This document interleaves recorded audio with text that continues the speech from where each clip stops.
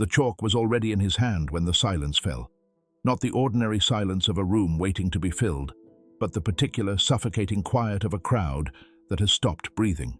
43 men and women packed into the parlor of the Albemarle County Courthouse Annex on the afternoon of the 14th of October, 1832, and every single one of them was staring at a boy who should not have been standing where he was standing, holding what he was holding, doing what he was doing. His name was Kofi. He was 14 years old. He was wearing the rough-spun gray shirt and worn canvas trousers of a field hand. Though his hands were not a field hand's hands, they were slim and careful, the hands of someone who spent hours doing something precise and invisible. He stood before a slate board that was nearly as tall as he was, and on that board, written in Professor Aldous Merritt's elegant cursive, was the problem. Multiply 973 by 847. Then, divide the result by 29. Then, subtract the square root of the nearest whole number. Express the final answer to 4 decimal places. Professor Merritt had composed the problem himself, specifically designed to eliminate any possibility of lucky guessing or memorized tricks. He had announced it aloud to the room with the practiced confidence of a man who has never, not once in 44 years of living, been surprised by the limits of another human mind. Kofi looked at the board. He did not pick up the chalk. Not yet. And in that hesitation, 3 seconds, perhaps 4, the entire room held its breath, and Edmund Hale, standing near the window with his whiskey untouched in his hand, felt his stomach drop toward the floor, because he had wagered $4,000 on this boy, and $4,000 was exactly the amount he owed to a man who had made it quietly clear that the debt would be collected one way or another. But here is what Edmund Hale did not understand, and what the room did not understand, and what only one person in that entire building understood. Kofi was not hesitating because he did not know the answer. He was hesitating because he already did, and he had known it before Merritt finished writing. He had known it before the problem was complete. The moment the first digit of 973 appeared on the slateboard, Kofi's mind had begun moving, not the laborious, sequential movement of a man working through steps, but the way a bird moves through air, the way a hand knows without thought where the cup is on the table in the dark. He did not calculate so much as receive. The numbers came to him the way heat comes from a fire, undeniable and immediate, and the only thing that ever required effort was the performance of not knowing, the deliberate slowing of a mind that wanted to run. This gift, if that is the right word for it, had no explainable origin. His mother had been quick with figures in the practical way of someone who has learned to survive in a world of tallies and weights and the arithmetic of hunger. How many pounds of tobacco? How many days until rations? How many miles between one place and the next? But what lived in Kofi's mind was something of a different order. It was not acquired. It had arrived with him, the way certain children arrive with a particular color of eye or a specific quality of voice, something written in before birth that no amount of teaching or deprivation could write out, and he was deciding what to do about it. The answer was 827.2461. He had calculated it in the time it took Professor Merritt to finish writing the last digit of the problem. He had calculated it the way other people hear music, not as a sequence of notes, but as a single, complete, immediate thing. The numbers were not a puzzle to him. They were a language he had been born speaking, and the problem on the board was less a challenge than a greeting. But a greeting, in the autumn of 1832 in the Commonwealth of Virginia, from a black boy to a white Harvard professor, carried consequences that had nothing to do with mathematics. The autumn of 1832 was not a calm time in Virginia. The previous August in Southampton County, approximately 100 miles to the southeast, a man named Nat Turner had led the bloodiest slave revolt in American history. 55 white people had died. The retaliation had been savage and indiscriminate, and in the months that followed, the Virginia General Assembly had passed a new wave of laws designed to eliminate every possible avenue through which an enslaved person might develop the tools of rebellion. Literacy was criminalized. Assembly was criminalized. The wrong kind of conversation, overheard by the wrong person, could result in flogging or sail south, which amounted in practice to a death sentence of slower velocity. Intelligence, visible, demonstrable, extraordinary intelligence in an enslaved person, was not technically illegal, but it was understood, in the architecture of the plantation world, to be dangerous in a way that bypassed the law entirely. What the law could not reach, social violence could. And the social violence available to the planters of Albemarle County in 1832 was comprehensive and creative. This was what Kofi calculated in the seconds before the chalk touched the board. Not the mathematics, the risk, the precise shape of what might happen to him if he wrote what he knew, and what might happen to him if he did not. He had been calculating this risk his entire life, but never before with $4,000 and a crowd of witnesses as variables. Kofi's mother had warned him every day of his remembered life. She had warned him in the way that only a woman who has seen the world break people open can warn a child. Not with lectures, not with punishments, but with her eyes, with the particular quality of fear in her eyes when she looked at him too long, when she caught him calculating without meaning to, when she saw his lips moving silently over numbers, the way other boys moved their lips over prayers. "You hide it," she had told him, when he was 6 years old and had corrected the plantation overseer's tally in front of 3 grown men. She had pulled him behind the cookhouse, her grip on his arm like iron, her voice barely above a breath. "You understand me? You hide it like you hide a wound. You don't let them see it bleed." He had obeyed her. For 8 years he had obeyed her. He had made errors on purpose. He had counted on his fingers like the other children, even when his mind had already raced 3 steps ahead. He had watched the overseer's chalk tallies with his face carefully blank, knowing they were wrong, saying nothing. But obedience, for a mind like Kofi's, was a kind of violence done quietly to oneself. There were nights when he lay on his pallet in the quarter and worked through problems in the dark, just to release the pressure of a day's worth of deliberately failing to be himself. He would take the harvest figures he had memorized that morning and extend them. What if the yield per acre increased by 8%? How did that compound across 61 laborers? What was the true economic value of the labor being extracted from Cresthaven's fields in a single calendar year? How did it compare against the amount Hale had paid for the men and women and children who produced it? He was not thinking about rebellion. He was not thinking about escape. He was thinking the way a river thinks when it runs underground. Not vanished, but channeled, forced through narrow, dark passages, waiting for the opening that would let it run again at full width. The numbers kept him sane. The numbers were the one place where he could not be made smaller than he was. He had never told his mother this. She would have been afraid for different reasons than she already was. And then Edmund Hale had seen him. It had not been a dramatic discovery. There was nothing cinematic about the moment that ended Kofi's careful invisibility.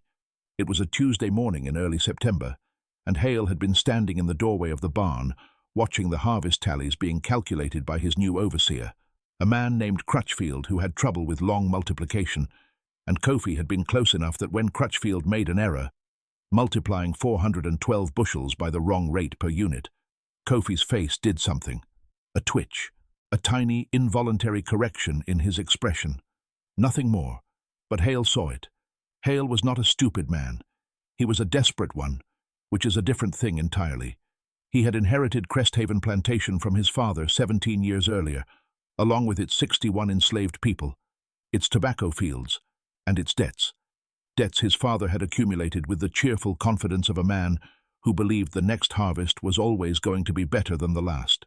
The debts had not improved.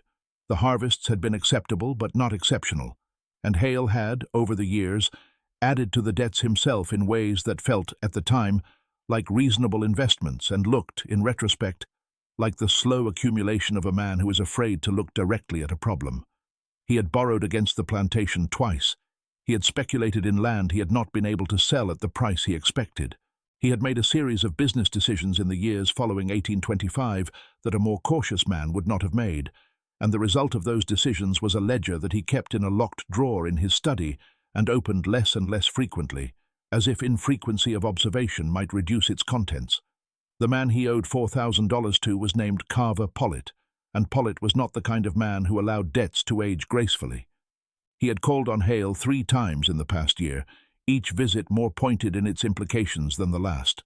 On the 3rd visit, he had sat in Hale's parlor and drunk Hale's bourbon and looked at the paintings on the walls and the silver on the sideboard with the patient, assessing attention of a man who is deciding what he would take in lieu of cash and in what order. So when Hale saw that twitch on Kofi's face, he waited until Crutchfield was gone, and then he called the boy over, and he asked him conversationally, as if the answer did not matter, What was 412 multiplied by the correct rate? Kofi said nothing for a long moment. His eyes moved to the barn door, to the yard beyond, to the distance between himself and every possible exit. Then he gave the wrong answer. Deliberately. Only slightly wrong, but wrong. Hale looked at him. "Try again," he said quietly. And Kofi, who had never before in his life been looked at quite that way, not with cruelty, not with contempt, but with a slow, analytical recognition, as if Hale were reading something written on his forehead, felt the 8 years of careful performance crack slightly down the middle. He gave the right answer. Hale nodded slowly. He set down his ledger. He said, with the careful tone of a man making a business decision, "I think we need to have a conversation." That conversation had taken place 3 weeks before the afternoon at the courthouse annex, and in the days that followed it, Kofi had felt a new kind of fear. Not the blunt, immediate fear of the whip or the overseer's fist, but something slower and more architectural. The fear of being seen. The fear of being useful in a way that made you an object, something to be deployed rather than a person to be considered. Hale had been, in his way, almost kind about it. He had not threatened Kofi directly. He had explained the situation, the debt, the opportunity, in a tone that seemed to invite cooperation, as if Kofi had a choice in the matter, as if his participation were voluntary. This pretense of choice was, in some ways, worse than a direct command. It required Kofi to perform a kind of agreement he did not feel, to nod at the right moments, to seem grateful.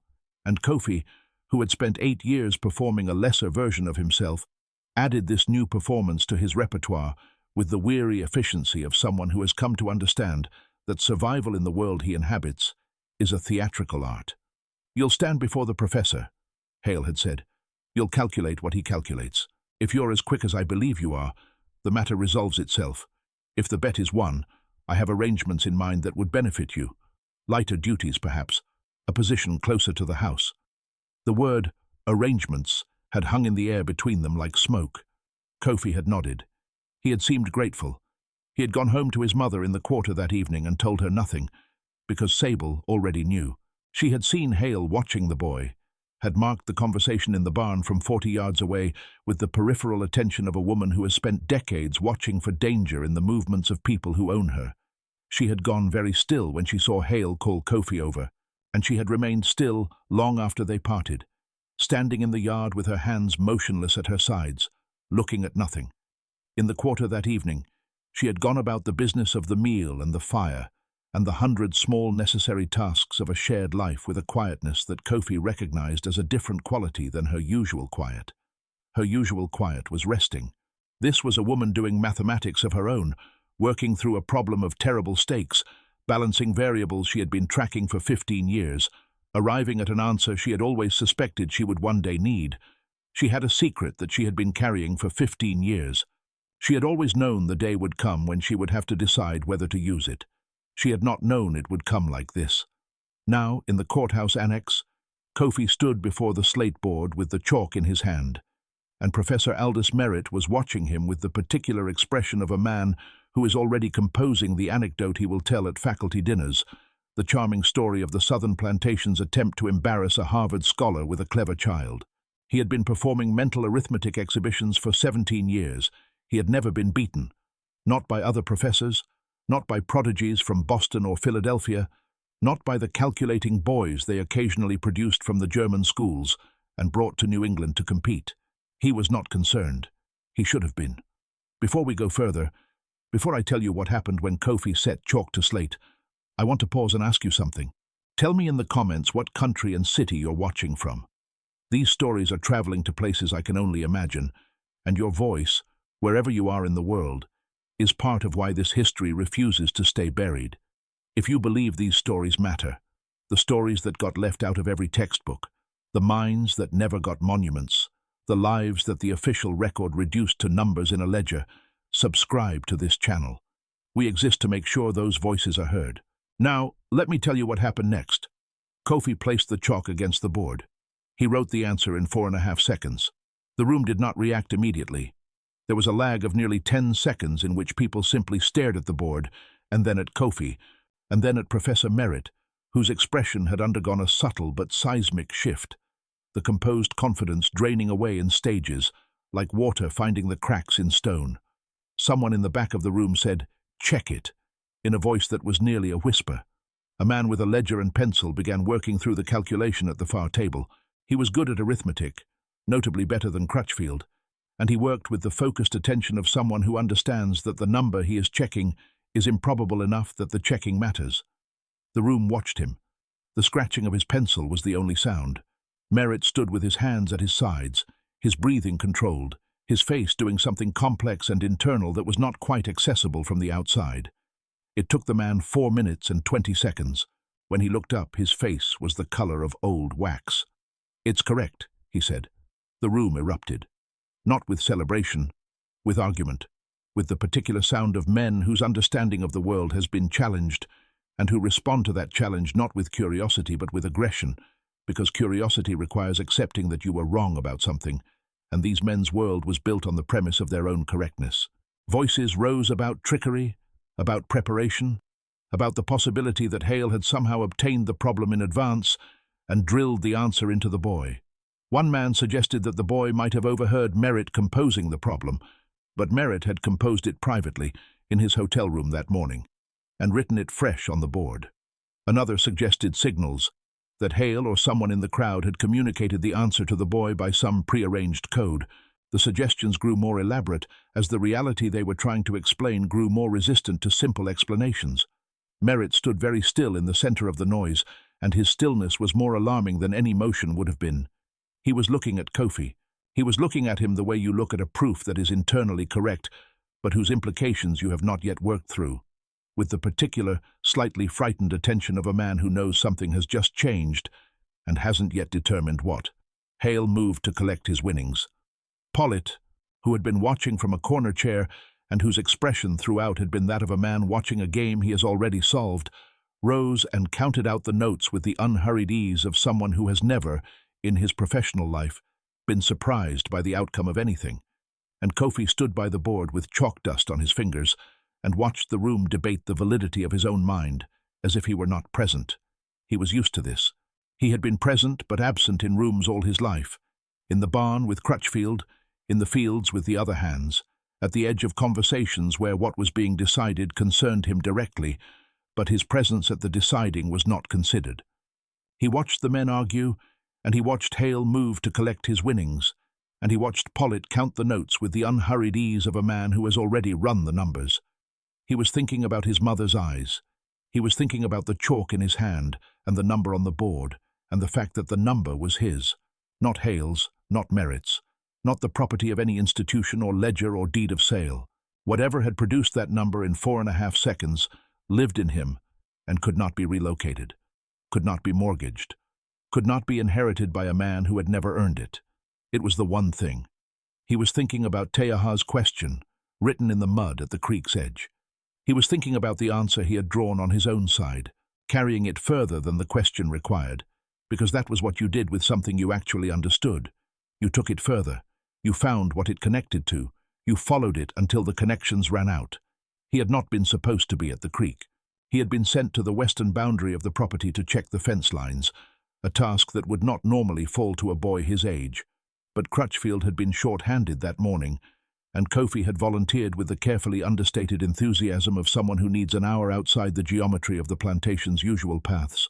The western boundary of Cresthaven ran along a thin creek that marked the edge of the property, and beyond the creek, in the pine scrub, a group of Cherokee families had made a temporary camp. They had been there 2 days. They were moving south. They were always moving south now, or west, pressed by the same accumulating weight of laws and agreements that meant less each time they were signed, and more each time they were broken. The treaties of New Echota, still 3 years in the future, but the pressure building behind them like weather. Kofi had smelled the smoke of their fire before he saw them.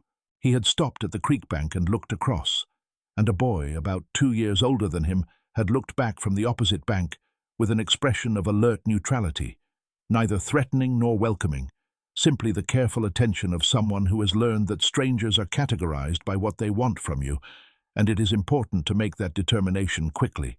The creek between them was narrow enough to speak across easily, but neither of them spoke for what must have been 2 full minutes. They simply looked. Kofi noticed the boy's clothing, a mix of what he recognized as trade cloth and something older, made from materials Kofi had no name for. He noticed the quality of stillness in the boy's posture, a stillness that was different from servility, different from fear.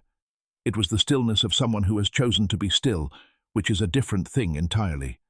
The Cherokee boy's name was Teaha. He was 16, lean and watchful, with dark eyes that held no warmth for strangers, but held no contempt either. Only the patient, measuring attention of someone who has decided that jumping to conclusions costs more than it's worth. They had no language in common, or at least they thought they didn't until Teaha, perhaps out of boredom, perhaps out of the compulsion that afflicts people who think in certain ways and cannot stop the thinking even when it has no audience, picked up a stick and drew in the mud at the creek's edge. A triangle. Inside it, two smaller triangles. A question, written in geometry. The kind of query that only makes sense if you understand that shapes can be a language, that space arranged precisely can carry meaning the way words do. Kofi had stared at it for a moment. The problem was elegant. It was asking about the relationship between the areas of the three triangles, and the answer was not immediately obvious. You had to think about it, had to turn it in your mind the way you turn a stone in your hand to understand its weight. Kofi crouched down and drew the answer in the mud on his own side, carrying the calculation further than Teaha's question required. He didn't only answer it, he extended it, showed three additional relationships that followed from the first, drew the whole thing out with the unself-conscious generosity of someone who finds this kind of sharing natural. Teaha had looked at it for a long moment. Then he had crossed the creek, wading through water that came to his knees, his moccasins in his hand, and crouched beside Kofi's drawings and looked at them up close. He traced one of the lines with his finger without touching the mud, following the logic of it. Then he looked at Kofi. "You learned this where?" he said. His English was accented and precise, the English of someone who has learned it as a functional tool rather than a native tongue. "Nowhere," Kofi said.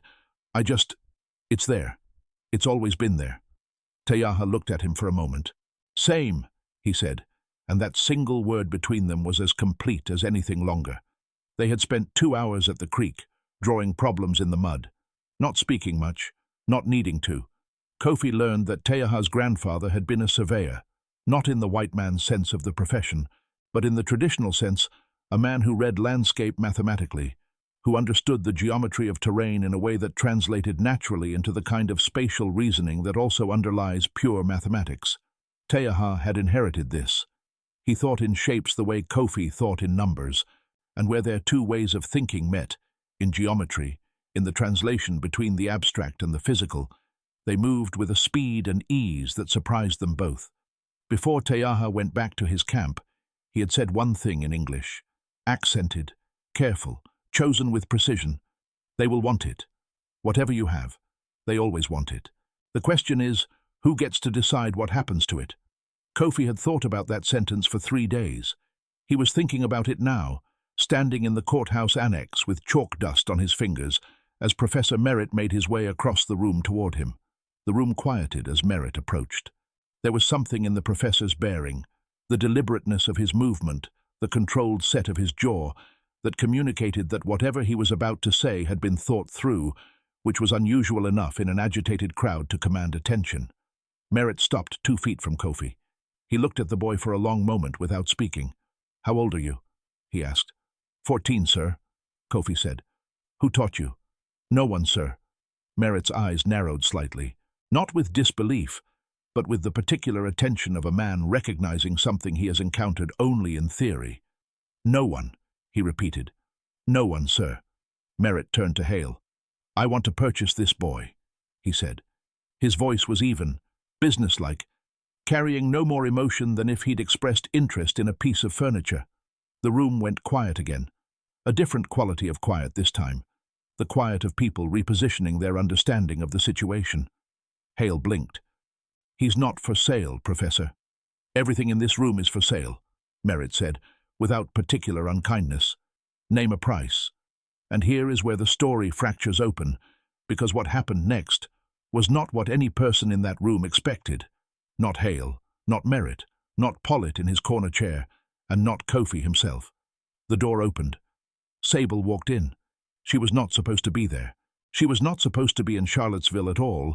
She had no pass, no permission, no legitimate reason to be in a white man's courthouse annex in October of 1832, 1 year after Nat Turner's rebellion had made the presence of an unaccompanied enslaved person in a public building in Virginia a thing that could end in blood. The law was clear. The law was recent. In the months since Turner's capture and execution, the Virginia legislature had tightened every screw available to it, and the presence of a black woman walking through the front door of a public building in Charlottesville without documentation was the kind of thing that ordinarily resulted in immediate seizure and interrogation. She had walked 5 miles from Cresthaven in her work dress and her headscarf, and she had come in through the front door, and she stood now in the doorway of the parlor without apology or explanation, simply present, simply there, with the quality of someone who has made a decision so complete that the normal mechanisms of fear have been temporarily suspended by the greater mass of purpose. Every white man in the room turned to look at her with expressions that moved through surprise, confusion, and indignation in rapid sequence. A room full of men who have all, in various combinations, participated in a system that depends on the predictability of the people it owns, was now confronting the fundamental unpredictability of a person who has decided that she is done with prediction. She stood in the doorway of the parlor in her work dress and her headscarf, and the room's silence took on a third quality. This one not breathless or calculating, but frozen, the silence of a scene that has departed from its expected script so completely that no one has lines prepared. Sable looked at no one but Merritt. "Professor Aldous Merritt," she said. Her voice was clear and steady, and carried to every corner of the room. Graduate of Harvard College, class of 1810, formerly of Baltimore, Maryland. Currently residing in Cambridge, Massachusetts at 14 Elmwood Avenue. Merritt went very still. "You were in Baltimore," Sable said, "in the autumn of 1817. You were residing on Charles Street in the house of a family named Beaumont as a private tutor to their children." The room had stopped breathing again. Kofi, who had been watching his mother from the moment she walked in, felt something tighten in his chest. Not fear, not yet, but the premonition of something massive approaching. "The Beaumont family," Sable continued, her voice never wavering, "had several enslaved people in their household. One of them was a woman named Adize. She was 23 years old. She was from the Akan people, brought from the Gold Coast as an infant, and she had been in the Beaumont household since she was 9 years old." Sable paused for exactly 1 beat. "I was 23 years old in the autumn of 1817. My name was Adize before Mr. Beaumont decided he preferred to call me Sable." The blood had left Merritt's face so completely that he looked, in the afternoon light, like a plaster casting of himself. "You were there for 8 months, Sable said, "and when you left Baltimore in the spring of 1818, you left without saying a word to me. And 14 years later, your son is standing in this room." The silence that followed was not a pause. It was a detonation of a different kind. The silence of 43 people absorbing information that reorganized everything they thought they understood about the scene in front of them. Heads turned from Sable to Merritt to Kofi and back to Merritt in a wave, like grass moving in a sudden wind. Kofi looked at his mother. He looked at the professor. He looked at the chalk in his hand.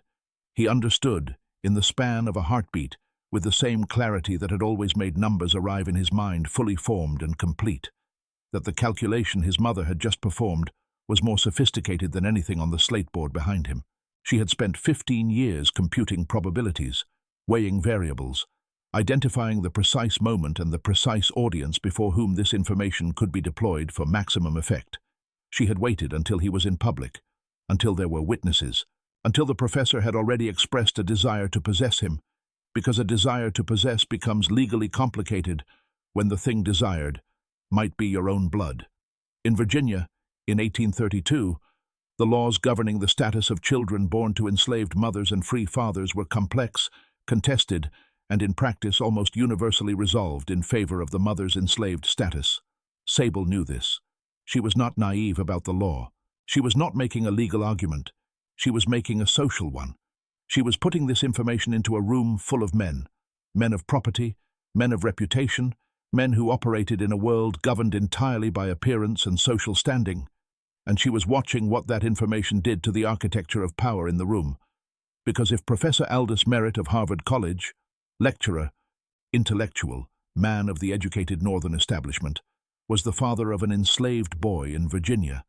Then his offer to purchase that boy was not the neutral commercial transaction he had framed it as. It was something else entirely, and the room knew it. Carver Pollitt, in his corner chair, had not moved, but his expression had changed in a way that Kofi, watching carefully, recognized as recalculation, the same look Crutchfield got when the harvest numbers didn't add up to what he expected. Edmund Hale had set his whiskey down. "What are you thinking right now? Because I want you to know. If this story has your pulse up, if you find yourself turning this over in your mind, you're not alone. Leave a comment below with your thoughts. This is the kind of history that doesn't fit in a textbook, and your engagement is what keeps these stories alive. Hit that like button if you're feeling it, and let's get back to what happened next in that room." Merritt spoke. His voice was controlled in the way that voices are controlled when control requires enormous effort.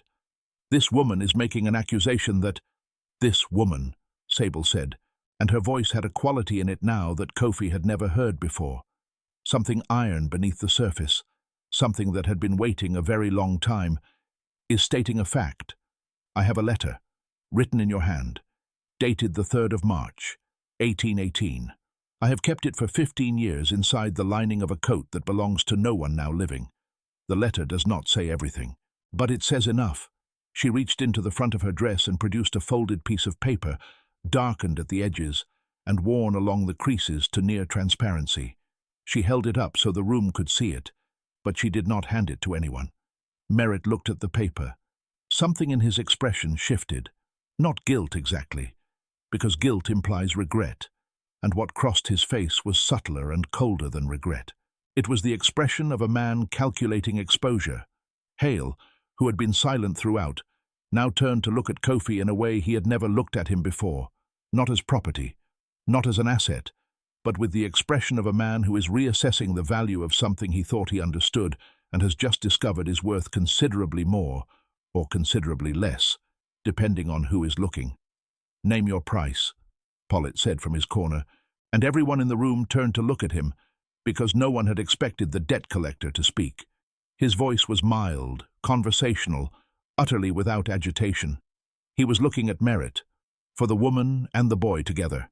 "Name it." "I don't understand," Merritt said. "I think you do," Pollitt said. And what Pollitt had understood, faster than anyone else in the room, because Pollitt was a man whose entire professional life had been built on reading situations before other people recognized them as situations, was that this had stopped being a story about a gambling debt and a calculating boy. It had become a story about reputation, about the reputation of a Harvard professor, about the reputation of Edmund Hale, about the reputation of every man in that room who had witnessed a scene that none of them wanted to be attached to if it became public. The simplest resolution, the resolution that served the most people with the least damage, was for Merritt to pay. For the boy, for the mother, for the letter, for the silence.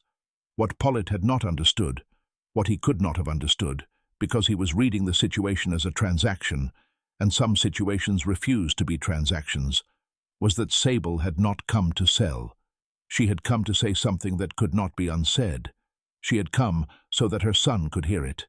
She looked at Kofi across the room, and in that look was everything she had never been able to say in 14 years of raising him in the shadow of a secret that was his own history. "I know who you are. I know where you came from. Not the field, not the quarter, not the ledger where Hale recorded him as property. You came from something that no one in this room has the authority to take from you." Kofi held his mother's gaze for a long moment. Then he set the chalk down on the ledge below the slate board. Deliberately, with a quietness that somehow carried across the room, he turned to face Professor Merritt. "I don't want to be purchased," Kofi said. His voice was steady. He was 14 years old, and he was the smallest person in the room, and his voice was the steadiest thing in it.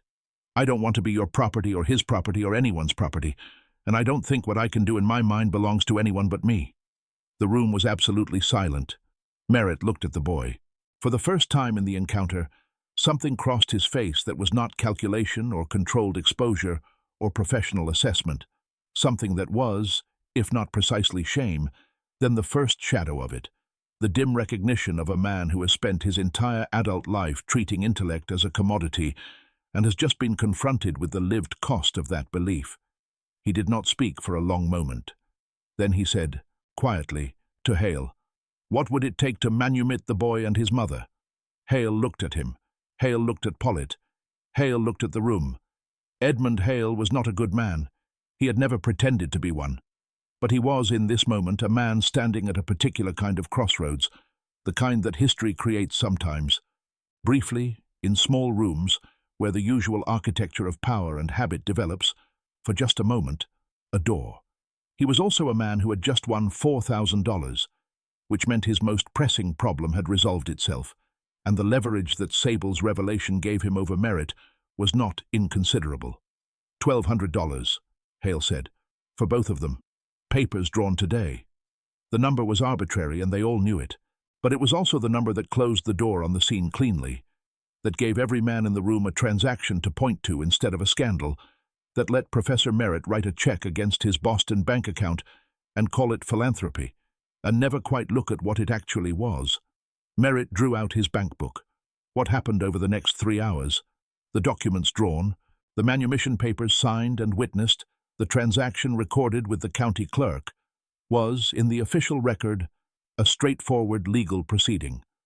A professor from Massachusetts, moved by the demonstration of exceptional intelligence in an enslaved child, had purchased and immediately freed a boy and his mother. The county clerk recorded it without comment. The room dispersed. The anecdote that Professor Merritt had planned to tell at faculty dinners was replaced by a silence he would maintain for the rest of his life. Kofi and Sable walked out of the courthouse annex into the October afternoon. They did not speak for a long time. They walked through the edge of Charlottesville and onto the road that led back toward Cresthaven, a road they were now walking for the last time, because they would not be going back there, not tonight, not ever, though they had nothing yet, and nowhere yet, and no plan beyond this moment, and the papers folded inside Sable's dress. The afternoon was cooling rapidly, the way October afternoons in Virginia do, warmth in the sun and cold in the shadow, the season making a point. The road was mostly empty. A cart went past them, heading in the opposite direction, the driver glancing at them with the automatic suspicion of someone who has learned to read the landscape for things that do not belong, then looking away when he saw the papers Sable held up without being asked. The world looked different to Kofi, and he could not immediately name why, and then he understood. He was looking at it as someone who was no longer its property. The trees at the side of the road were the same trees they had always been. The dust was the same dust. The crow that crossed low overhead was the same species of crow that had always crossed the roads of Albemarle County without caring who owned the land it flew over. But something in the framing of these things had shifted, the way an object looks different when you move it from one room to another, and the light falls on it differently. He was 14 years old, and free for the first time in his life, and he felt it as a physical sensation, strange and overwhelming and slightly terrifying, like a hand that has been held in a fist for so long that when it opens the fingers ache. "Did you know?" Kofi asked finally. "All of it. Did you plan all of it?" "I planned the part I could plan," Sable said. "The rest I guessed at. The letter. The letter was real. And the rest? The part you guessed at?" Sable was quiet for a moment. A crow crossed the road ahead of them, low and unhurried. "I guessed," she said, "that a man with something to hide will pay to keep it hidden. And I guessed that a room full of white men who've just watched something they can't explain will choose the explanation that costs them least." She paused. "Your father is not a good man, Kofi. He's an educated one. There's a difference." Kofi thought about the professor's face when he had looked at the letter, the way the calculation had moved across his features. He recognized the letter, Kofi said. Yes, he wasn't surprised. No, he knew about me. The silence that followed was the longest one between them. Longer than the ones at the creek with Teaha, longer than the night before the competition, longer than all the years of careful silence that had preceded it. "He knew," Sable said finally. "He has always known. He chose not to know. There is a thing men like him do. They put what is inconvenient on a shelf in a room they don't go into. They convince themselves the shelf doesn't exist." Kofi looked at his hands. The chalk dust was still there, faint on his fingers, pale against his skin. "What do we do now?" he asked. "We walk," Sable said. "And then we find Teaha's camp." Kofi looked at her. "You knew about Teaha," he said. "I know about most things that happen at the western boundary," she said. and something in her voice that had been iron all afternoon became, briefly, almost warm. They found the Cherokee camp as the sun was going down, the fire visible through the pine scrub from 100 yards, the smell of wood smoke and roasting meat cutting through the cold air. Teaha was at the edge of the camp and saw them coming and came forward to meet them without alarm or surprise, as if he had been waiting. He looked at Kofi. He looked at Sable. He looked at their hands, which held no passes, no documents, nothing except the papers that were now folded inside Sable's dress, alongside a letter that had waited 15 years to be read in public. "You're moving," Teaha said. It was not a question. "We're moving," Kofi said. Teaha nodded. He looked south, then north, then at the fire behind him. His family's camp was orderly, careful, the camp of people who had become experts at not being in one place long enough to be seized by what was coming for them, because what was coming for them was not merely a single bad harvest or a single creditor, but the full weight of the Indian Removal Act, and the policies building behind it, like water behind a dam. "North is safer," Teaha said. "For you. Not for us." "I know," Kofi said. "Ohio," Teaha said. "Maybe Pennsylvania. There are people there." "There are people there," Sable confirmed. Teaha looked at Kofi for a long moment. Then he picked up a stick and drew in the dirt between them. Not a geometry problem this time, but a map. A rough one, traced from memory, marking roads and rivers and the position of towns. The kind of map that moved through the hands of people on the Underground Railroad, drawn and redrawn and memorized and destroyed so many times that it existed now more in human memory than on any paper. Kofi looked at the map. He memorized it in approximately the time it took to see it. Teaha saw him do it. That small, private smile appeared again. "I figured," Teaha said, and erased the map with his foot. They sat at the edge of the camp that night, the three of them, while Teaha's family moved around their fire with the quiet efficiency of people who have packed and unpacked a life. So many times the motions have become a kind of prayer. The camp smelled of wood smoke and pine resin, and the particular smell of people who have been traveling a long time. Not unclean, but carrying the outdoors inside their clothes, the smell of wind and distance. A woman was singing somewhere beyond the firelight, low and rhythmic, the kind of song that is not meant to be heard as music, so much as felt as time passing. Kofi looked at the fire and thought about the room in the courthouse annex, the chalk on the board, the silence that had followed a number written in 4.5 seconds. He thought about Merritt's face. He thought about Hale's face, and about the particular expression on it at the moment he agreed to the manumission. Not generosity, not guilt, but the expression of a man who has found an exit and taken it. He thought about Pollitt in his corner chair, who had seen the whole thing as a transaction from the first moment to the last, and had been right and wrong about it simultaneously, because it had resolved like a transaction and cost like one, but had not felt like one to anyone in the room except Pollitt himself. He thought about what Teaha had said at the creek. The question is, who gets to decide what happens to it? He had decided. His mother had decided. Together, in different ways and from different angles, they had made the same decision, that what lived in Kofi's mind was not a commodity, not a curiosity, not a weapon to be deployed by someone else's hand. It was his. It was the one thing that 14 years of legal bondage had not succeeded in taking from him. Not because the law was merciful. The law was not merciful, but because the mind cannot be placed in a deed of sale. You can own a man's labor. You can own the movement of his hands. You can own the building where he sleeps. But the architecture inside his skull, the precise and luminous thing that happened when numbers arranged themselves in Kofi's mind like light through a prism, that was not a thing that could be owned. Only stolen, and stealing it required the person it lived in to cooperate. He had stopped cooperating. Teaha appeared beside him near the middle of the night, when the fire had gone down to coals, and most of the camp was asleep. He sat without speaking for a long time, looking at the coals, and Kofi sat beside him, and also looked at the coals, and neither of them felt the need to fill the silence with words because they had established, at the creek 3 days earlier, a mode of communication that did not require words. Eventually Teaha said, "My grandfather said that the shape of things is the truth of them. Words can lie, numbers can be wrong, but a shape is what it is." Kofi thought about this. "The shape of what happened today?" he said. What shape is it? Teaha asked. Kofi thought for a moment. A fracture, he said. Something that was held together by the agreement that certain things were impossible, and now the fracture is there, and you can't put it back. Teaha nodded, as if this confirmed something he had already suspected. That's what removal feels like, he said quietly. Not like something taken, like something fractured. The shape of the world you knew, still visible in the break. They sat with this for a while. Will you be safe? Kofi asked. Teaha smiled, the small private smile. Safer than staying, he said. That's all any of us can say. The next morning, before dawn, Teaha walked with them to the North Road.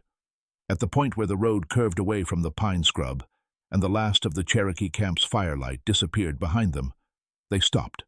Teaha held out his hand. In it was a carved piece of wood, small, smooth, a geometric pattern cut into its surface with extraordinary precision.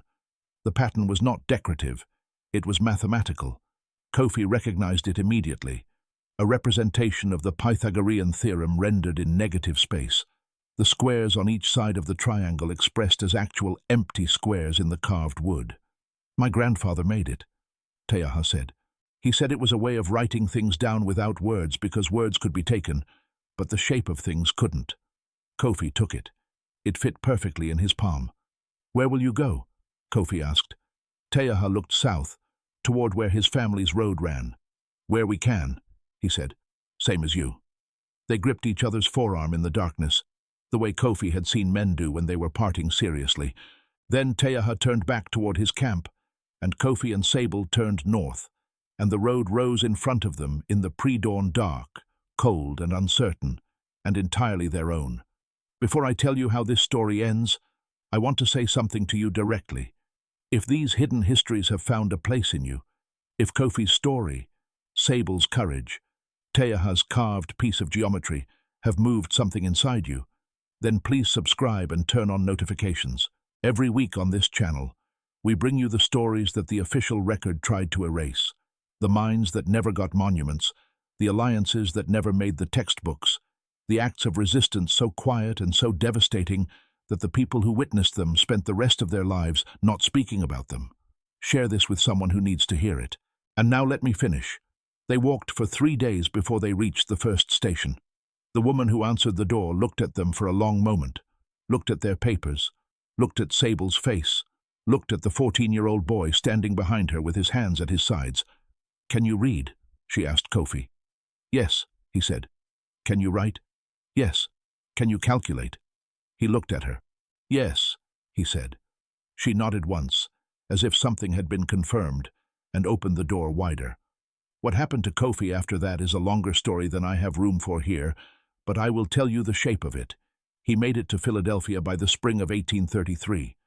He was taken in by a Quaker family named Hartwell, who recognized what they had in front of them, and, for once in the telling of such stories, did something genuinely useful with that recognition. They enrolled him in a school. Not a special school for prodigies or curiosities, not an exhibition, not a demonstration. A school, where he sat in a chair and learned Latin and rhetoric and history alongside other boys his age, and where, when the mathematics teacher discovered within the first week what Kofi could do, the teacher had the grace to step aside and find him someone more adequate to teach him. A correspondence with a professor at the University of Pennsylvania who, when he understood what he was reading in Kofi's letters, arranged to meet him in person and spent the following 6 months in a state of productive astonishment. The city of Philadelphia in the 1830s was not a paradise for black people. It was a city of contradictions, the birthplace of American independence, home to one of the largest free black communities in the North, and also a city of race riots and discrimination and the daily indignities of a freedom that was always being qualified and threatened. Kofi learned the city the way he had learned Cresthaven, by watching, by calculating, by understanding the geometry of power in the world around him, who moved freely and who was watched, which doors opened and which stayed closed, what combination of bearing and documentation and timing made the difference between a day that went smoothly and one that did not. He was good at these calculations. He had been practicing them since he was 6 years old. By 1839, Kofi was teaching mathematics in Philadelphia, first to children in a school for free black students, organized by the local African Methodist Episcopal Church. And then, as his reputation spread through the network of educators and reformers who constituted the intellectual life of the city's abolitionist community, to adults seeking the education that slavery had systematically denied them. He was 21 years old, and already, in certain rooms, someone who was spoken of in terms that would have been unimaginable in a courthouse annex in Charlottesville 7 years earlier. By 1844, he had published a paper on mental calculation methods in a journal that served the reform community, a paper that laid out in technical detail the architectural approach to numbers that he had been developing since childhood. The paper was read, though not always credited correctly, not always attributed to its actual author, because the world still had mechanisms for ensuring that certain names did not attach to certain achievements by professors at institutions whose names we still recognize. He noticed the uncredited borrowings. He kept a record of them. He did not rage about it publicly. He filed the information in the precise, organized manner of a man who understands that an account can be kept for a long time before it needs to be settled.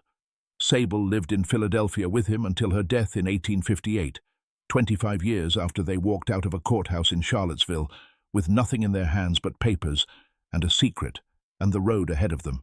She had, in those 25 years, become something in the Philadelphia community that she had never had the opportunity to be in Virginia.